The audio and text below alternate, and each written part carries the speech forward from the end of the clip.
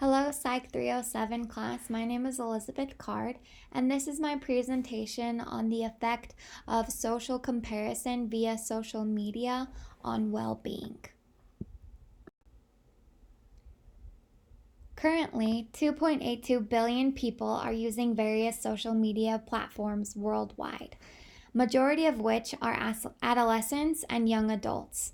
Although social media has had various positive benefits to society, such as the ability to communicate with individuals worldwide and also to maintain a constant social connection, social media platforms have generated a greater opportunity for social comparison.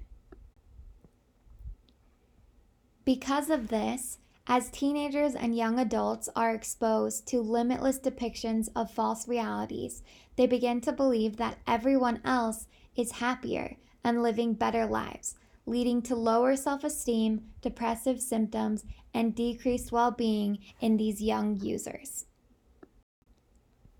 So what exactly is social comparison orientation? Social comparison orientation is the personal likelihood to change one's behaviors, attitudes, or evaluations based off of our observations of others. Social comparison orientation has proved to have a moderating effect on whether or not social media has a negative or positive effect on the users. Researchers have found that individuals with higher social comparison levels are more likely to compare themselves with other people that they perceive to be better off, or upward social comparison. The more time that they engage in social media activities, the more likely these individuals with high social comparison orientations are to make these upward social comparisons. The likelihood of social comparison while using social media also depends on what someone does while using social media. Instagram, second most popular and fastest growing SNS in the world, has a unique interface that encourages social comparison. Instagrammers consistently score high on visual content intake and low on direct human interaction. This kind of social media interaction is called surveillance, or the process of keeping track of others through social media.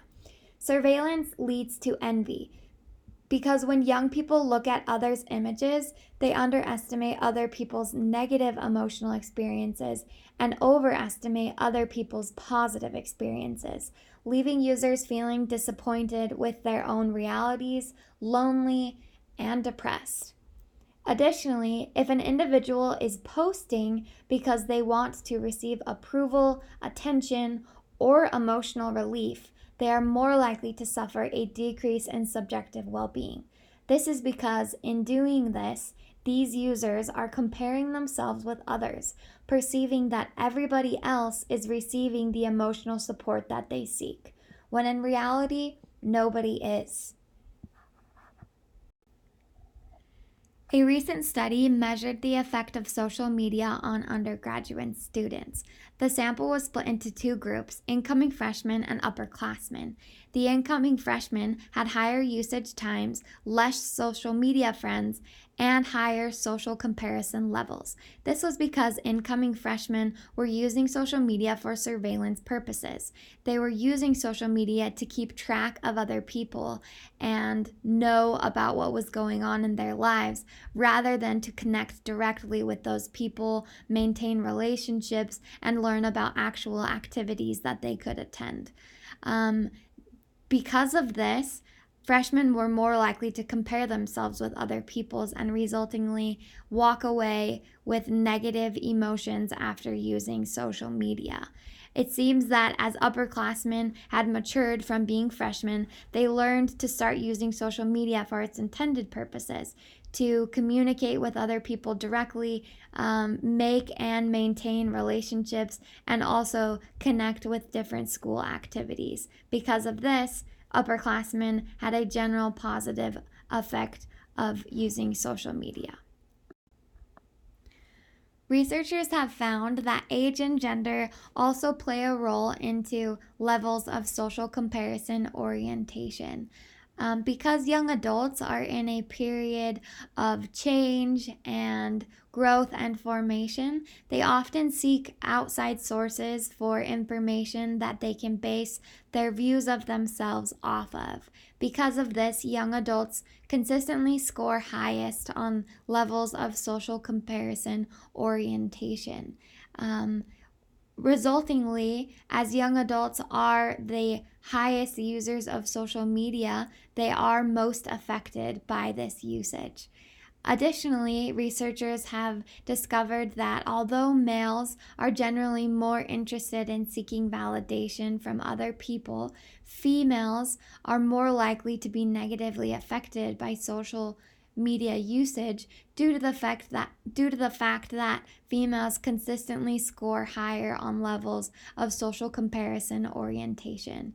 Because females are more likely to compare themselves with others, they are more likely to feel negative emotions while and after using social media.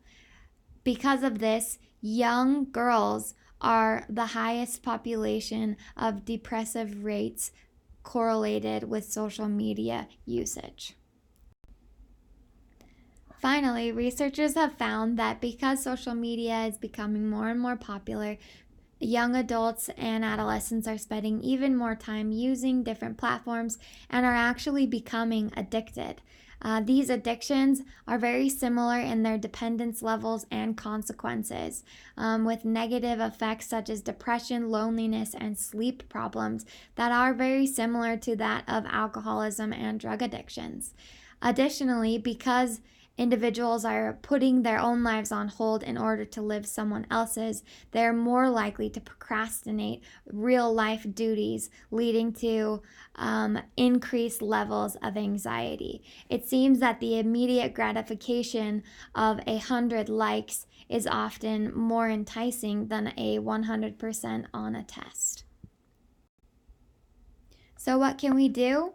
We can educate individuals early on about the negative effects of social media usage.